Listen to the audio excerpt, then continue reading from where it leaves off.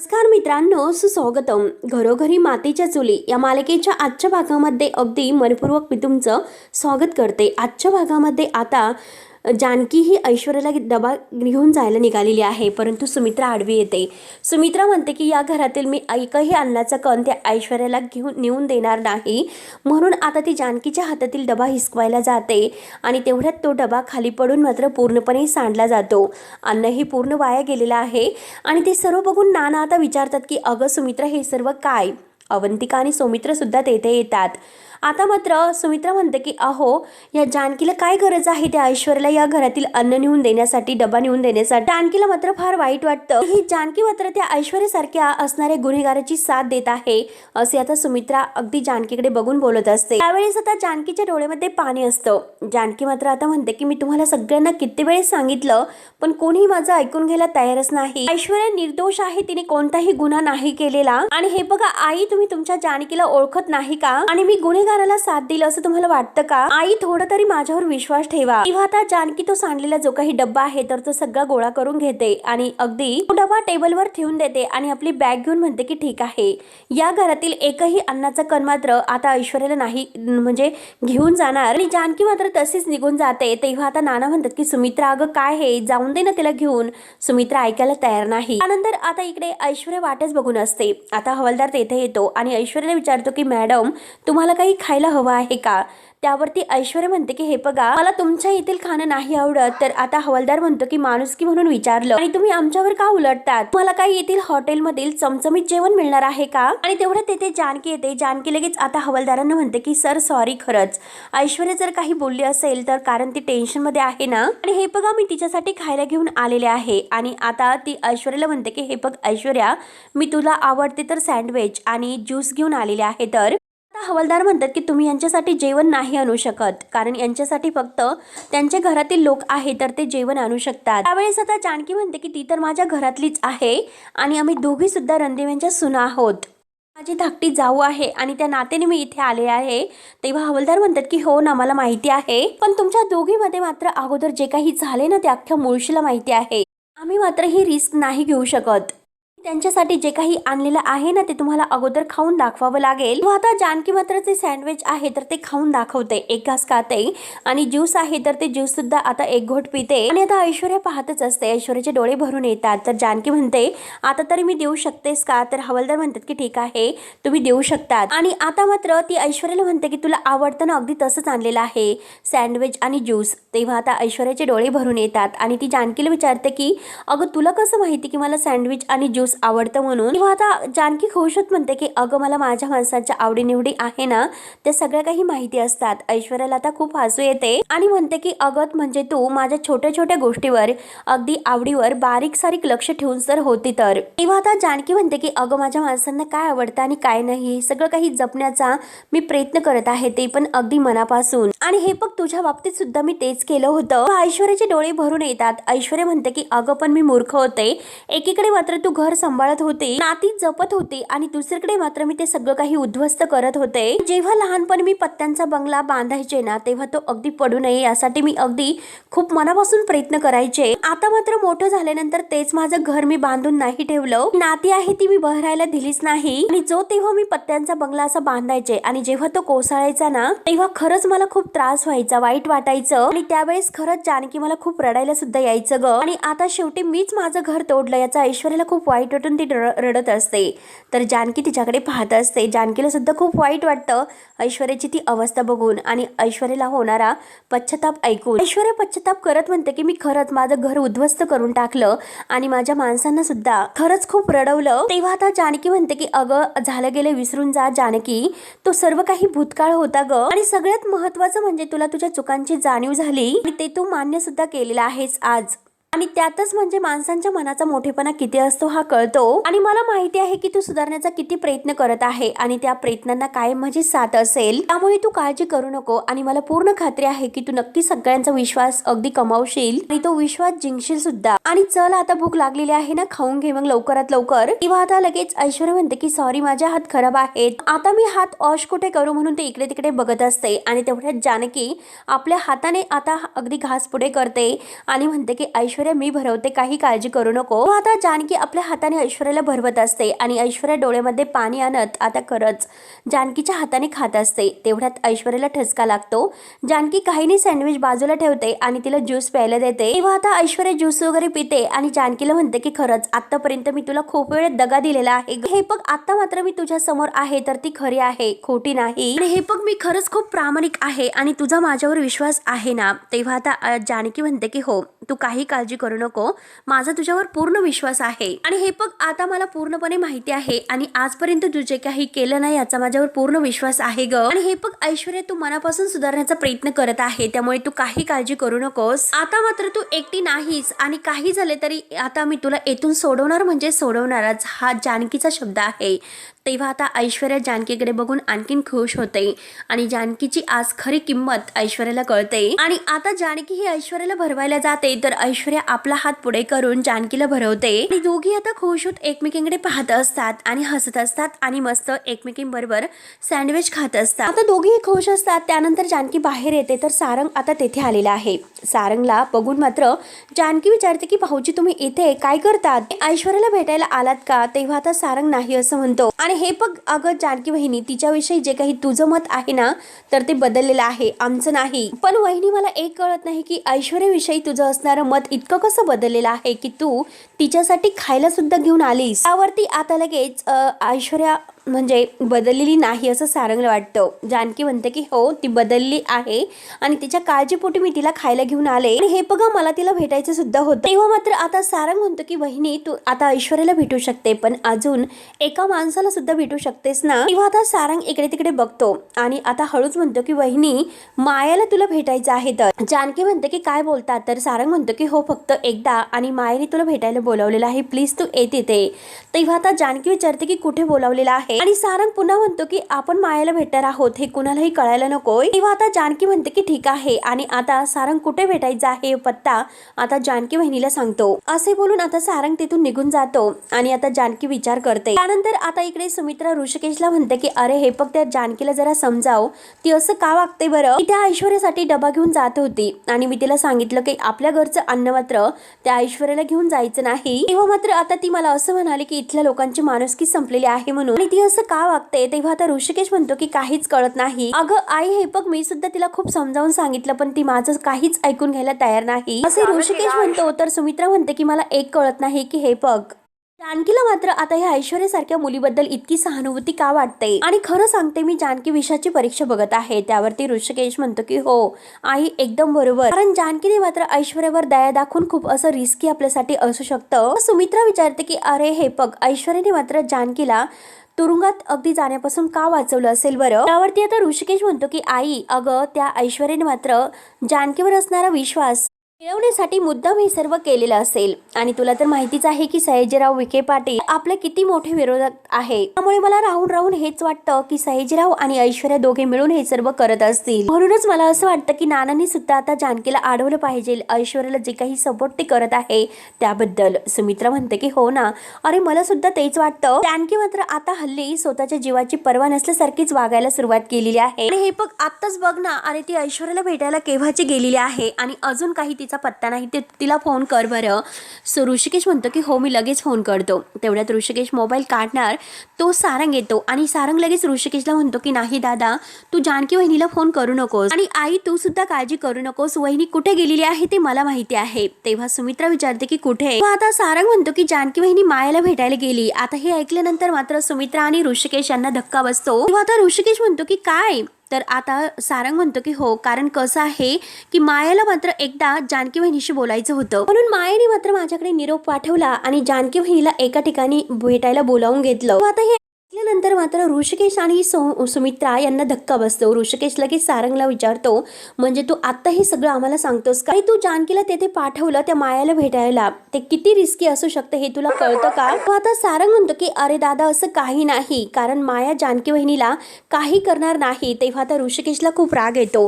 ऋषिकेश आता एक अगदी हात वर करून सारंगला मारायला लागतो तर सुमित्रा त्यांना अडवते. सुमित्रा म्हणते की हे बघा पुरे करा, वाद घालू नका, अगोदर जा आणि जानकीला शोधून आणा. ऋषिकेश म्हणतो की हो आणि सारंगला म्हणतो की तुझा हा मायावर असणारा विश्वास आहे ना, तो तुझ्या जवळ ठेव. एक गोष्ट सांग की मायाने जानकीला कुठे भेटायला बोलावलेलं आहे, तुम्हाला तेथे घेऊन चल. आता सारंग म्हणतो की दादा हे पण गरज नाही, तेव्हा माझ्यावर विश्वास ठेव. ऋषिकेश ऐकायला तयार नाही. ऋषिकेश सारंगला म्हणतो की हे बघ, मी तुला एकदा सांगतो, एकदा सांगितलेलं तुला कळत नाही का, मला तिकडे घेऊन चल.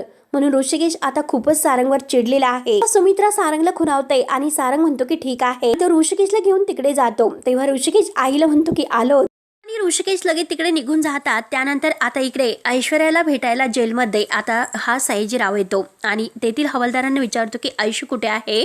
आता मात्र सयाजीराव वकिलांना घेऊन आलेला आहे आणि ते ऐश्वर्याकडे येतात. तर ऐश्वर्या म्हणते की डॅडा.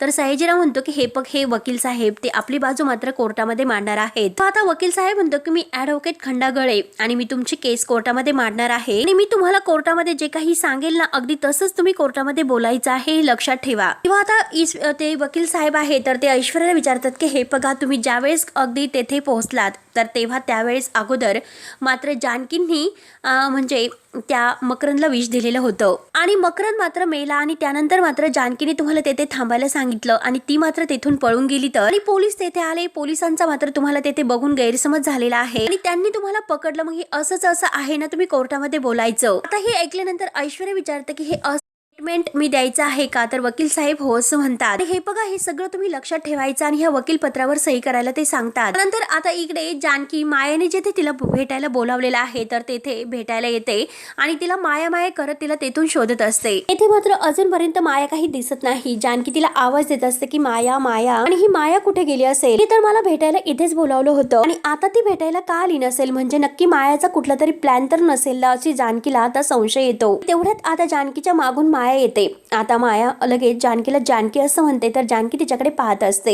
जानकी तिला म्हणते की काय तू आलीस का इथे, आणि माया असं म्हणणार तर परत तिला विचारते की तुला नक्की काय म्हणू, माया की मास्कमॅन म्हणू. आणि हे बघ माया, तुझ्या ह्या खऱ्या चेहऱ्यावरचा आता खोटा मुखवटा आहे ना, तो उतरलेला आहे, लक्षात ठेव. तुझा खरा चेहरा काय आहे तो आम्हाला कळालेला आहे आणि कमाल आहे. मला तर असं वाटलं होतं की आमचा विश्वासघात केल्यानंतर तू पळून गेली असती, थोडीशी जरी शरम तुझ्यामध्ये उरली असेल ना. नाही अगं, तू तर त्यापेक्षाही अगदी चक्क निर्घट्ट निघाली. इथे माझ्या समोर उभी आहे आणि मलाच भेटायला बोलावलं का, आणि बोल ना का, अगदी काय तुला बोलायचं आहे. तर माया आता रागाने जानकीकडे बघत असते आणि म्हणते की खरं तर आता या क्षणी जी म्हणजे जीव घेण्याची माझी इच्छा होती, पण तू माझ्या दादाचे जे काही मनाचे तुकडे केलेले आहेस ना, तितकेच मला तुझे तुकडे करायचे आहे तुझ्या मनाचे. नाही, आयुष्यभर तू माझ्या दादाला तडफडत ठेवलंस, शेवटी त्याचा शेवट सुद्धा तू तसाच केला आणि आता ही माया सुद्धा अगदी तुला तसंच तडफवणार आहे जसं तू माझ्या दादाला तडपडलंस. एवढं मात्र तू लक्षात ठेव. आता जानकी म्हणते की हे बघ, एक गोष्ट लक्षात घे, मी मकरंदला नाही मारलेलं. आता माया ही जोरात ओरडते की गप्प बस. त्यानंतर आता इकडे ऐश्वर्या मात्र विचारते की हे सर्व कशासाठी करता डॅडा तुम्ही. तेव्हा आता सयाजी की हे बघ ऐशू बेटा, अगं हे सर्व कशासाठी करतो म्हणजे उद्या कोर्टामध्ये केस उभी राहणार आहे आणि हे जसं काही सांगतील ना तसं तू कोर्टामध्ये बोलायचं, म्हणजे आता त्यांना अगदी सोपं जाईल बाजू मांडायला. त्यामुळे पटकन असे वकीलपत्रावर सही कर आणि मोकळी हो. त्यावरती आता ऐश्वर्या नकार देते, मी सही नाही करू शकत. सयाजी विचारतो की का करू शकत नाही. तेव्हा ऐश्वर्या म्हणते की कारण हे जे काही मला स्टेटमेंट द्यायला सांगत आहेत ना कोर्टामध्ये ते सगळं खोटं आहे. तर जानकीला मात्र त्रास होईल आणि जानकी ह्या सगळ्यामध्ये अडकेल असं मला काही करायचं नाही, हे लक्षात ठेव. त्यावरती आता सयाजी म्हणतो की अगं तू कशाला तिचा विचार करतेस, तुला काय तिची इतकीच काळजी वाटते. आता ऐश्वर्या म्हणते की डॅडा का जानकीवर माझा पूर्ण विश्वास आहे आणि जानकी जेव्हा मला अगदी भेटायला आली तेव्हा मात्र ती रिकाम्या हाताने नाही तर अगदी मला खायला घेऊन आलेली आहे, हे लक्षात ठेवा. इतकंच नाही तर तिने स्वतःच्या हाताने मला भरवलं सुद्धा. जानकीला मी इतका त्रास दिला आणि त्या जानकीला मागे कसं खेचता येईल याचा मी कायम विचार केला आणि तीच जानकी मात्र सगळं काही विसरून मात्र येथे तुमच्या मुलीसाठी आलेली आहे, लक्षात ठेवा. माया जानकीला म्हणते की हे पण खोटं बोलू नकोस, या खोलीमध्ये फक्त तू अगदी दादासोबत एकटीच होती आणि दुसरं हे सर्व कोण करत राहणार आहे. तर आता लगेच जानकी म्हणते की हे अशीच जी सुराची आग आहे ना तर ती तुझ्या म्हणजे मनामध्ये अशीच पेटत राहील. काय करणार आहे तू शेवटी, आणि हे पण तुला तर मकरंदचा बदलाच घ्यायचा होता, मग तू घेतला शेवटी. अगं हे पण अगदी तू म्हणजे करण्या अगोदर तुझ्या भावाच्या मनामध्ये नक्की काय होतं त्याचं मन मात्र तू ओळखून घ्यायला पाहिजे होतं.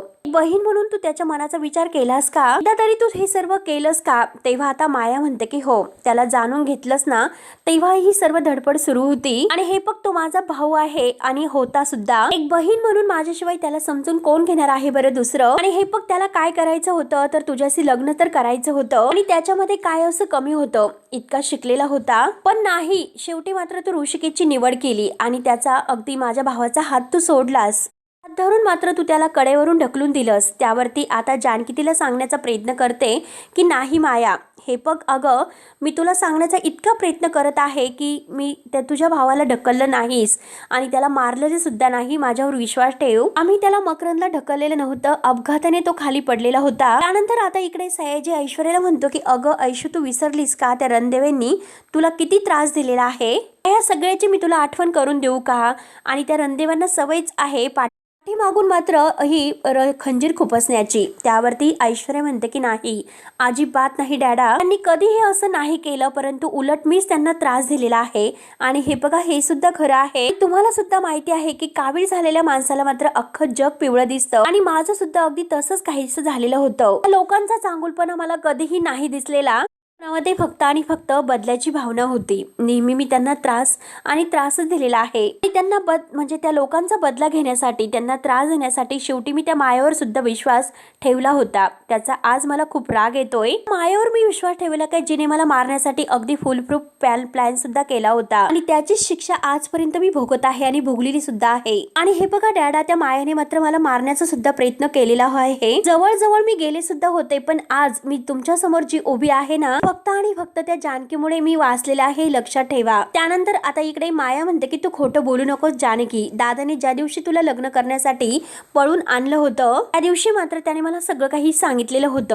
साठी तेथे पोहोचणार सुद्धा होते आणि तेवढ्या तेथे ऋषिकेश येऊन पोहोचला आणि शेवटी ऋषिकेशचा हात धरला. पण त्या अगोदर मात्र तू माझ्या दादाला कडेवरून ढकलून दिलं. मी माझ्या डोळ्यांनी पाहिलं. आणि हे बघ, आता तरी मान्य कर, तू किती खोटं बोलणार आहे. तेव्हा आता जानकी आणि माया ह्या दोघींना सुद्धा ते क्षण आठवतात.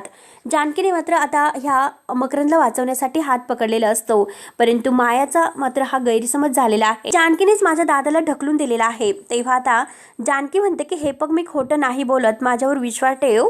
जे काही बघितलंस ना ते अर्धभर बघितलेलं आहे, पूर्ण सत्य नाही बघितले. तेव्हा आता लगेच माया म्हणते की तू सारवासारव करत आहे. 12 वर्ष मात्र दादाने जे काही भोगलेलं आहात ना, त्याला जबाबदार तू आणि ऋषिकेश आहात. तूच माझ्या दादाला संपवलेला आहे, लक्षात ठेव. हे बघ, तू ऋषिकेशला कितीही वाचवण्याचा प्रयत्न कर, मी त्याला नाही सोडणार. ह्या सगळ्याची किंमत मात्र तुझ्या कुटुंबाला भोगावी लागेल. सगळ्यात अगोदर मात्र ऋषिकेशला मी सुद्धा त्याचा जीव घेणार आहे, लक्षात ठेव. आता जानकीला खूप राग येतो. जानकीला की सण मायाच्या 2 कानामागे ठेवून देते. आता जानकी म्हणते की खबरदार, माझ्या कुटुंबाविषयी आणि माझ्या सौभाग्याविषयी एक जरी शब्द काढला तर. आता माया रागाने जानकीकडे पाहत असते. त्यानंतर आता इकडे कोर्टामध्ये म्हणजे या जेलमध्ये वकील साहेब सयाजीरावांना म्हणतात की हे बघा सयाजीराव, हो, हे काय बोलतात आणि ह्यात जर अशा वागल्या तर केस आपल्या बाजूने नाही राहणार आणि मी सुद्धा केस नाही लढू शकणार. त्यावरती आता सयाजी वकिलांना शांत राहायला सांगतो आणि हे बघ, मी आता तिला म्हणजे कबूल करायला सांगतो, तिच्या बरोबर बोलतो, तू काही काळजी करू नकोस. तेव्हा आता सयाजीराव ऐश्वर्याला म्हणतो की हे बघ, मी त्यांच्या हातापाया पडून त्यांना इथे घेऊन आलो, त्यामुळे जे काही ते सांगतात ना ते अगदी ऐक आणि जे काही ते म्हणजे वकीलपत्र घेऊन आलेले आहे तर त्यावर सही कर. ह्या सगळ्या प्रकरणातून तू शेवटी बाहेर पड. त्यावरती आता लगेच ऐश्वर्या म्हणते की डॅडा, हे बघा, यातून बाहेर पडेल, परंतु ह्या सगळ्यामध्ये जानकी अडकेल, त्याचं काय? आणि मी पुन्हा तेच सांगत आहे की जानकीने काही केलेलं नाही आणि जानकीने मकरंदला सुद्धा मारलेलं नाही. त्यावरती आता वकील साहेब सुद्धा ऐश्वर्याला समजावण्याचा प्रयत्न करतात की हे बघा ऐश्वर्या ताई, जानकी वहिनीनेच मात्र आता मकरंदला विष देण्याचा प्रयत्न केला असेल असे पोलीस सुद्धा म्हणू शकतात. हे बघा, आम्ही तुम्हाला जसे सांगत आहोत ना तसंच मात्र तुम्ही कोर्टामध्ये सांगू शकतात आणि तसे पुरावे सुद्धा आम्ही कोर्टामध्ये देऊ शकतो. त्यावेळेस मात्र आता लगेच ऐश्वर्या म्हणते की हे बघा, जुळाजुळी करून मात्र तुम्ही कितीही कोर्टामध्ये म्हणजे पुरावे देण्याचा प्रयत्न करा, परंतु तरी सुद्धा काही उपयोग नाही होऊ शकत, कारण त्यात जानकीचा काही दोष नाही आणि असं काही घडलंच नव्हतं. त्यामुळे आता हा जो काही टॉपिक आहे ना तर तो बंद करा. आणि निघा इथून. ऐश्वर्या मात्र त्यांच्यावर खूपच आता भडकलेली आहे. तेव्हा आता सयाजी म्हणतो की हो, केला बंद आणि आज मात्र हा विषय इथे संपलेला आहे. त्यामुळे उद्या कोर्टामध्ये जे काही होईल ते तुझं तू बघून घे. बाप म्हणून तुझ्यासाठी जे जे काही करता येण्यासारखं होतं ते सगळं मी करून बघितलं आणि आता तुझीच इच्छा नाही तर मी सुद्धा काय करणार. वकील साहेबांना म्हणतो की चल रे. तेव्हा आता ऐश्वर्या काही उत्तर देत नाही आणि शेवटी ते दोघंही तेथून निघून जातात.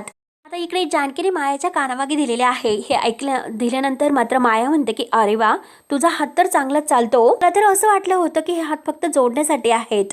तेव्हा आता जानकी सुद्धा खूप भडकलेली आहे. जानकी म्हणते की अगं, तुझ्या सारखे जे विश्वासघातकी माणसं आहेत ना, तर त्यांचा अहंकार तोडण्यासाठी सुद्धा माझे हात आहेत. आणि हे बघ माया, तू तर तुझ्या भावासाठी उभी राहिलीस ना, तर मी सुद्धा माझ्या कुटुंबासाठी उभी राहिले. ते कायम राहील. आणि जर माझ्या कुटुंबावर कोणी वाकड्या नजरेने बघणार आहे तर ही जानकी मात्र त्याच्याच भाषेमध्ये त्याला उत्तर देणार. आता माया हसते. माया म्हणते की ऐश्वर्याला सुद्धा तू धडा शिकवत राहिली, त्याचं काय झालं? तिने माझी साथ दिली. तेव्हा आता जानकी म्हणते की ऐश्वर्या आता माझ्या बाजूने उभी आहे आणि ते पण तुझ्या विरोधात, हे तू विसरू नकोस. हे बघ माया, माणसंही बदलतात, जसा तुझा भाऊ सुद्धा बदललेला होता. हे बघ जाता जाता मात्र मकरन मला सगळं काही सांगून गेला. त्याच्या हट्टापायी मात्र तुझ्या आयुष्याची 12 वर्ष वाया गेली. त्याचं खरंच त्याला खूप वाईट वाटत होतं. त्याचं मन त्याला खात होतं आणि आता माया, तुझं आयुष्य बर्बाद झालं याचं सुद्धा त्याला खूप असं वाईट मानून तो स्वतःला दोषी मानत होता. त्याची शेवटची इच्छा अशी होती की तू हे सगळं बंद करावं आणि सोडून द्यावंस म्हणून. तेव्हा आता माया लगेच म्हणते की तू खोटं बोलते, कारण माझा दादा बोलूच शकत नव्हता, कारण तो त्या अवस्थेतच नव्हता की त्याचा तू फायदा घेतला, त्याचा तू शेवटी जीव घेतलास. तर जानकी म्हणते की नाही नाही, ते असं काही नाही. मान्य आहे की गेली 12 वर्ष मकरन व्हीलचेअरवर बसला होता. जेव्हा मी त्याच्याशी बोलले ना, तेव्हा तो रिॲक्ट व्हायला लागला होता. डोळ्यांनी माझ्याशी बोलत होता, तो हातांची हालचाल करत होता आणि त्यानंतर मात्र अचानक मकरन माझ्यासमोर माया उभा राहिला आणि हे बघ 12 वर्षांनी मात्र मकरनने माझ्यावर असणारं प्रेम व्यक्त केलं. मी त्याची व्हावी म्हणून अगदी तो माझ्या मागे लागला होता आणि यावेळेस सुद्धा मकरनने शेवटी तेच केलं. त्याने मला त्याचा हात धरायला सांगितलं आणि आपण यापुढे मात्र अगदी आनंदात आपलं आयुष्य जगू असे तो म्हटला. परंतु त्यावेळेस सुद्धा मात्र मी त्याला नकार दिला. जे काही अगदी त्याने माझ्यासमोर ऑप्शन ठेवले होते ते खूप विचित्र होते. तर त्याला निवडावं किंवा मी मरण स्वीकारावं असे ऑप्शन त्याने माझ्यासमोर ठेवले होते. त्याने मात्र माझ्यासमोर 2 सरबताचे ग्लास ठेवले. जो काही तेथे घडलेला प्रकार आहे, तर आता मात्र जानकी सर्व काही मायाला सांगत असते. शेवटी मात्र तो हारलो आणि मी खरंच अगदी म्हणजे हारलेला आहोत आणि तू आणि तुझं ऋषिकेशचं प्रेम जिंकलेलं आहे असे म्हणत मात्र त्याने ते विष असलेला जो काही ज्यूसचा ग्लास आहे तर तो प्याला आणि शेवटी त्याने त्याचं जीवन संपवलं. त्याबद्दल मला काही माहिती नव्हतं. शेवटी मी विषाचा जो काही ग्लास आहे तर तो विष समजून प्याले, परंतु त्यात विष नव्हतं. जो मकरन ग्लास प्याला तर त्यात विष होतं हे मला नंतर समजले. असं सर्व काही जानकी मात्र तिला सांगते आणि हा भाग येथे संपतो. पुढील भागामध्ये ऋषिकेश सारंगला म्हणतो की मायाने हे सर्व केलेलं असताना सुद्धा तुला माहिती होतं, पण तरी सुद्धा तू जानकीला मायाला भेटायला का पाठवलं? माया खूप डेंजर आहे आणि त्या मकरनची बहीण आहे ती. तर सारंग म्हणतो की नाही, हे सर्व खोटं आहे. बास्कर सारंग बास्कर म्हणून ऋषिकेश खूपच भयंकर चिडतो. त्यानंतर माया इकडे जानकीला म्हणते की तुझ्या आईचं काय झालं? तर ऍक्च्युली गायब झाली नाही, तर गायब केली गेलेली आहे. आणि आता जानकीला खूपच राग येतो. जानकी मात्र आता लगेच ही मायाची गचंडी धरते आणि तिचा गळा दाबते. तर माया सुद्धा जानकीचा गळा दाबते. जो काही माझ्या दादाला त्रास झालेला आहे ना, त्याच्या 1000 पट त्रास दिल्याशिवाय मी तुला नाही सोडणार म्हणून ती जानकीला ढकलून एका झाडावर लोटून देते. जानकी मात्र झाडावर जाऊन पडते. तिच्या डोक्याला मार लागतो आणि बेशुद्ध होऊन ती खाली पडते. जानकी आता अगदी बेशुद्ध होऊन खाली पडलेली आहे. तर माया तिच्याकडे पाहत आहे. मित्रांनो, पुढे नक्की काय होतं हे बघण्यासाठी आपल्या चॅनलला नक्की सबस्क्राईब करत राहा. धन्यवाद.